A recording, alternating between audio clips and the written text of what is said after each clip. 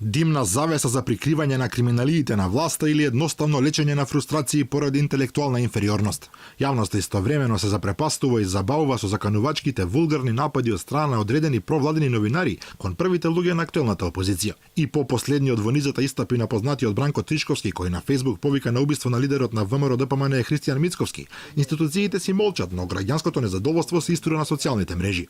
Твитерџиите, фейсбукџиите, свесните активисти прашуваат како е возможно некој постојано да повикува на убиства и да им ја посакува смртта на севозможни начини на политичките неистомисленици, а полицијата и обвинителството да се однесуваат како ништо да не се случило. Особено што Тричковски и во минатото ги убиваше и председателот Ѓорги Иванов, поранешниот премиер Груевски, и сите останати кои од некоја причина не му се допаѓаат. Интелектуалците пак во овој феномен гледаат мешавина од пропагандистичко одработување за интересите на власта и своевидна психопатологија. Се работи значи за изфрустрирани, искомплексирани, импотентни по прашањата на интелектуалноста партиски војници, пропагандисти кои може би добиваат нека финансиска надокнада за сето тоа, но всушност се легитимираат како простаци, како неспособни да работат работата за која се платени и која би требало да работат.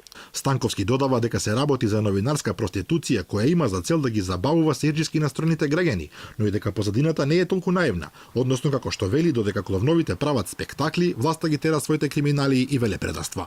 Главниот уредник на Плюс Инфо Бранко Геровски, каде Тричковски ги објавува своите колумни, потенцира дека во име на принципиелноста и слободата на изразување никогаш не цензурирал ничија колумна, па се разбира дека немал намера тоа да го направи ниту со текстовите на Тричковски и додава дека морална, човечка, политичка одговорност за напишаното секогаш се сноси оној што ги подпишува. Сепак јавноста е согласна дека слободата на изразување е една, а директните закани по нечи живот сосема друга работа. Новинарските здруженија, разните совети за етика засега се исто така глуви, но за разлика од нив државата би морала да реагира. Институциите се на потек.